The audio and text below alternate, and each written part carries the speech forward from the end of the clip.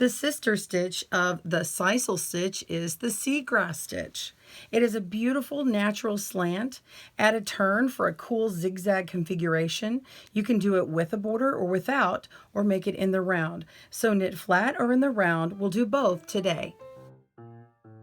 Welcome to GoodKnit Kisses. We're all about helping you stitch your love and love your stitches.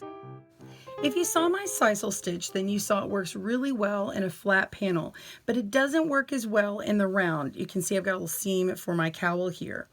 But we do have this seagrass stitch, which works beautifully in the round, and that's my favorite application of it. It's super fast to whip up a hat or a bag. It slants to the side naturally without actually changing the round directions. It's actually just a 2-round repeat.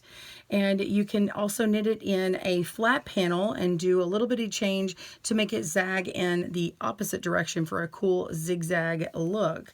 I'll show you all of these different configurations here in this one video. So first you're going to want your yarn and your needles.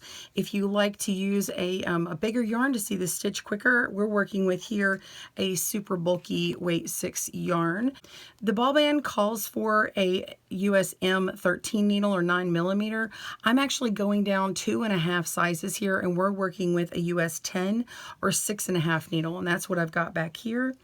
And then if you want to work with a smaller yarn, say something like this for smaller stitches, you can work with a 4-weight yarn. This one's Red Heart Sheep, and that one is a number 4. It normally calls for a US 8 or 5mm, and I've gone down 2 sizes for a US 6 or 4mm. So whichever size of needle you want to work with, grab your needle and yarn and let's begin. For your free Seagrass Slouchy Hat pattern, click on the link in the description below. Knitting the seagrass in the round. So to start working in the round, you're going to want to cast on your desired amount of stitches to work in the round. Now here I have started with a hat, so you can of course get that pattern down below, but I've started with an even number of stitches, so you need a multiple of 2. In order to do this hat pattern, of course, this is a multiple of 4 because I have a 2x2 ribbing, so that gives you a head start on the pattern.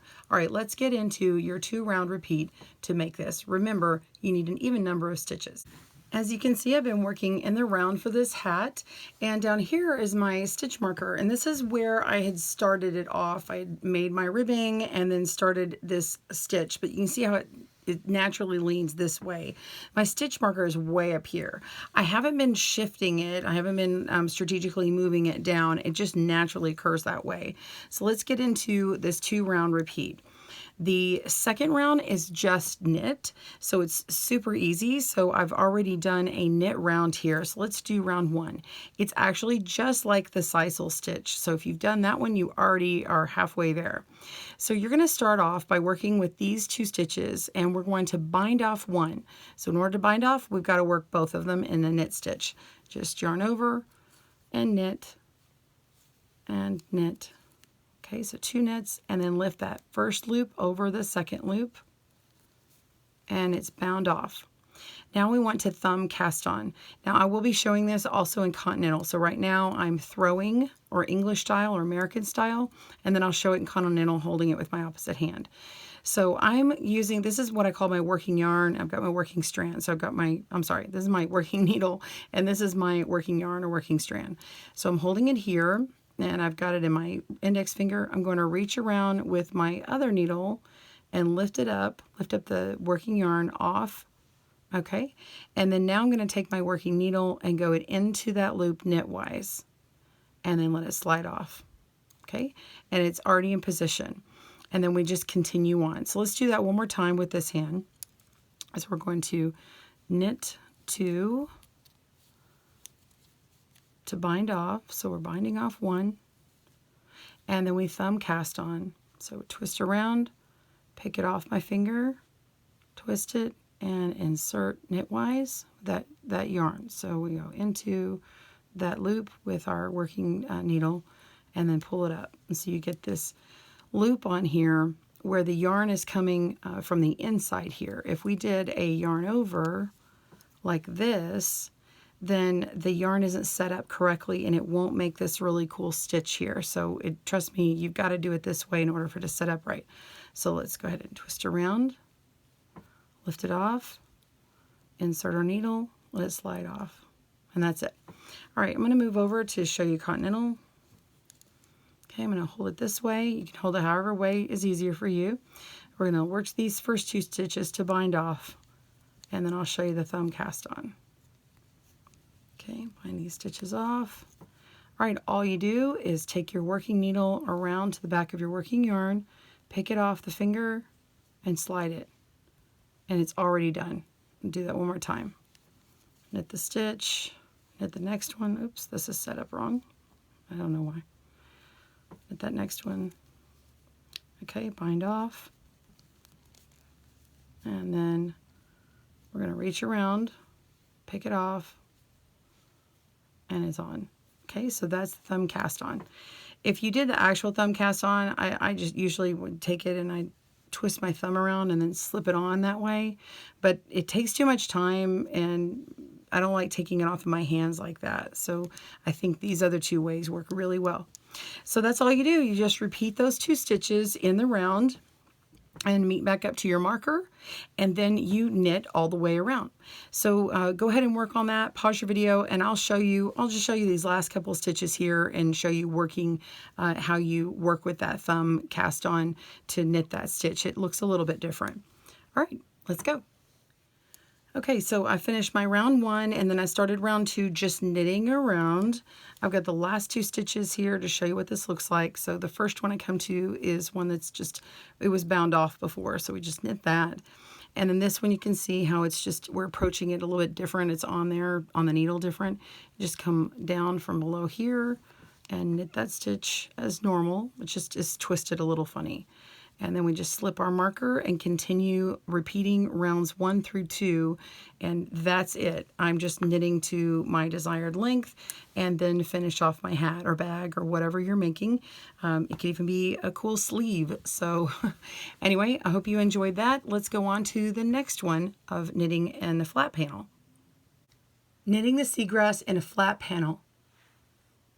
My favorite way to work this in the flat panel is actually just to leave the edges with a slip stitch. So this one here does not show a border. You can pick up the stitches afterward really well and just add on a border or crochet on a border, but you can put on a garter stitch or seed stitch border on the sides as you go. However, you need to make those loose or else this can bunch up in here. Now, I do want to show you that this can roll because it is a stockinette type piece. All the knit stitches are on the right side, and so this edge tends to roll. It's really the first edge and the last. And here's a little sample in the smaller one. I did not block this on purpose because I wanted you to see how it can roll. So to prevent the end from rolling here and keep this stitch looking really well, I'm actually started this sample with a seed stitch. So I've casted on 16 stitches for this, and I've just worked a knit, purl across, and then my wrong side I worked purl, knit across, and then repeated that another set of times. So I'm back on my right side. I've casted on an even number of stitches, so you'll need to do the same for yours. You can start it with a couple of rows of garter stitch, or you can leave it alone if you don't want to. Of course, it will roll. If you're going to add on an edging or some fringe or something like that, then by all means, leave it alone. Okay, so I'm not going to add any edging on like these borders here, and I'm just going to work it simply with slipping the stitch. So we're going to, on the right side, the row 1 is slip the stitch knitwise. Okay, and then we're going to bind off the first 2 stitches. So knit 1 and knit the second one and lift that first stitch up and over. Okay, that's 1 stitch bound off. Then we want to thumb cast on. If you remember from in the round, we're just going to twist around to the back, lift it off, and then put it on our working needle, and that's it. Now we move on and we just continue that again. We're going to knit those 2 stitches and lift up and over to bind off, and then we do the thumb cast on. Okay, you're just going to continue across, and on that last stitch you're going to knit it, and then you turn your work. So continue working on that. Pause your video. I'll meet you back up for row 2. See you soon. Okay, so we're on row 2, and we're going to slip this first stitch purlwise. So picking it off just as if we're going to purl, and then continue on purling to the end of this row, and that's it. So now you've got your thumb cast on stitch here. It's a little bit different, so it's a little tight. You're just going to pick it right up just as if you would to purl, and purl that stitch. It's a little tighter, okay, and just continue across. And that last stitch you purl as well, and that's it. And then you have made the seagrass stitch in a flat panel. And I'll show you what this looks like after a few rounds here, or a few rows here. Pause your video and I'll meet you in a moment. So this is what the stitch looks like after 6 rows. This is 3 repeats of the stitch repeat. And you can see how it definitely has like an angled look to it. Let's flip it on the reverse. You can see the wrong side has a kind of a cool look to it too. You can still see the purl. I think that the seed stitch makes it look really nice, and then it just kind of will fade away. In this example here, you can see how the garter stitch really stands out, and the seed kind of, I think it works really well with the main seagrass stitch here. All right, so let's look at the reverse on in the round just to show you a little bit bigger sample. You can see what that looks like as it works up. So you'll see that definite angled look as well in the back. All right, let's move on, and I'll show you how to make this bend in your fabric here for a potential zigzag. Knitting the seagrass for a zigzag configuration. All right, to make the zigzag, it is super fast. You won't even believe it. All you do is add a row 3, which is knit across. You're just gonna slip your first stitch and knit. That's it. It's super easy. However, when you get to the wrong side, that's where things get a little different. This is where you're going to do things more like the what you see in the Sisal pattern, because you have to knit the stitch on the reverse, which means you have to do purl bind offs. So if you saw the Sisal video, if not, go click on that link there. If you saw the Sisal, then you will already know how to do this. But let's work this last stitch here. Okay, and we'll flip it over.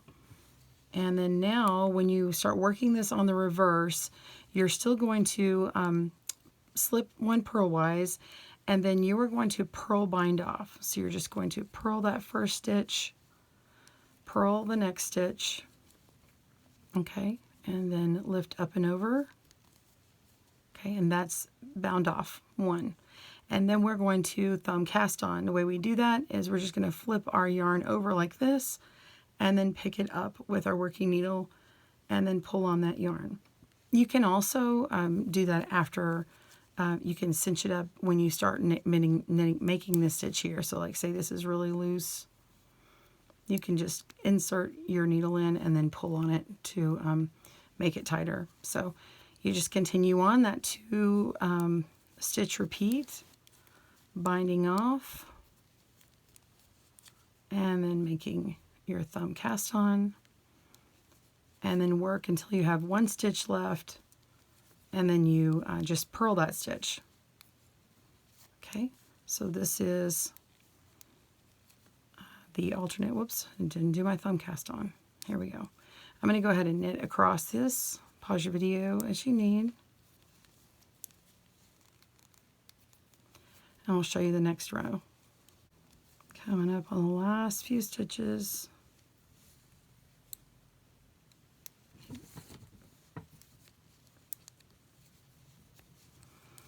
And purl bind off. That last thumb cast on, and then that last purl stitch. Turn it over, and now we're going to knit across. So your row 2 is a knit across, and that's the reverse pattern of the row 2. Oops, and I messed up because I need to slip that first stitch. Let me go back. That's how you do it.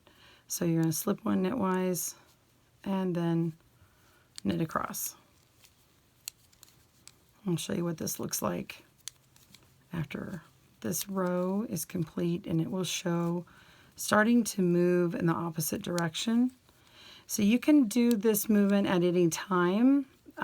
If you want it to be free form, then you can just figure out where you want to do it and put it in there. But if you want to be strategic about it, say like in these examples behind, I just counted on a row counter how many times I did a bind off row, and say I did it 12 times, then I finished out with the repeat to keep it in stockinette, so where it's got that knit on the right side.